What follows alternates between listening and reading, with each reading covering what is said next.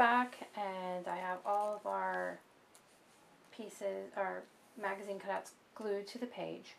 Now I start looking for just things to add to the Smashbook.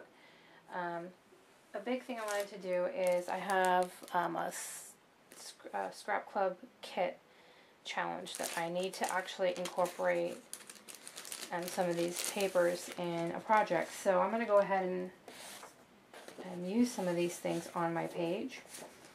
We don't have to use all of the whole pieces, but we can use a piece of anything from the kit. So I actually really like some of these elements, but would like to kind of cut them to fit on the page a little bit better.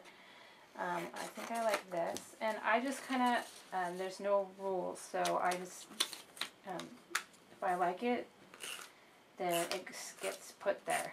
So I'm going to kind of like how that fits. So I kind of cover, and I like to overlap and layer. So I'm done with that one. I really like this script. It's really cool. So I'm going to kind of, there is one thing I don't really like to cut around in shapes. I like everything to be in squares or rectangles, so that is, I guess, one of my little quirks. I like this. This is all from Bo Bunny, from, I think, called Etc. Yeah, the Etc. line. So that's what that's from, and we're gonna cut that.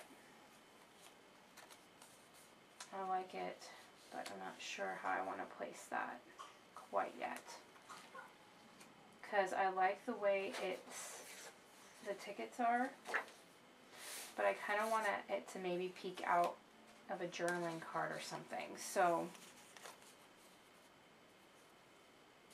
I think I'm going to cut this right here.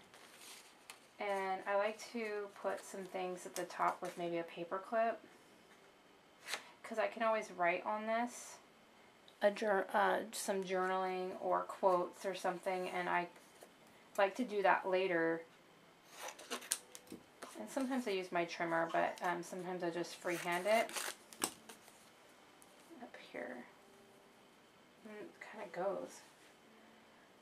Some paper clips I like are the Smash clips.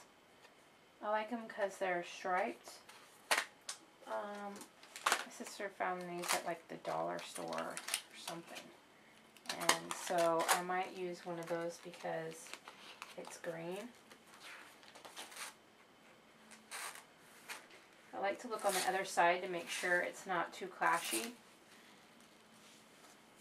so that it kind of goes. So I've used these pieces of paper, not in like the most creative way. I've kind of just clipped them, but I still want to use. I still need to use this and the white cardstock, but I'll come to that later. So some of my new favorite embellishments are from Amy Tangerine's line with American Crafts, and I like had to buy some extra pieces.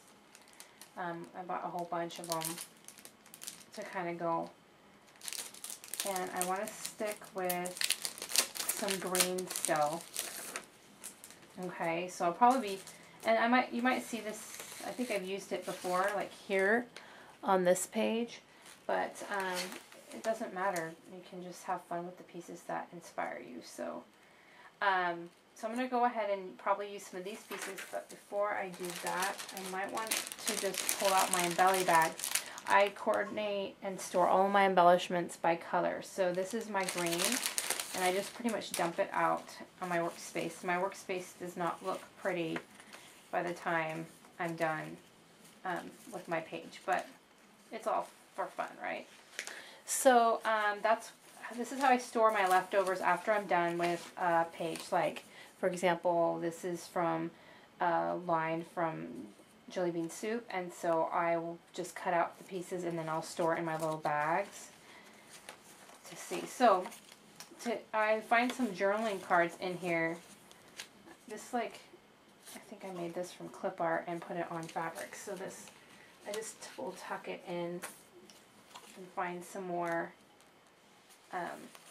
pieces that might go.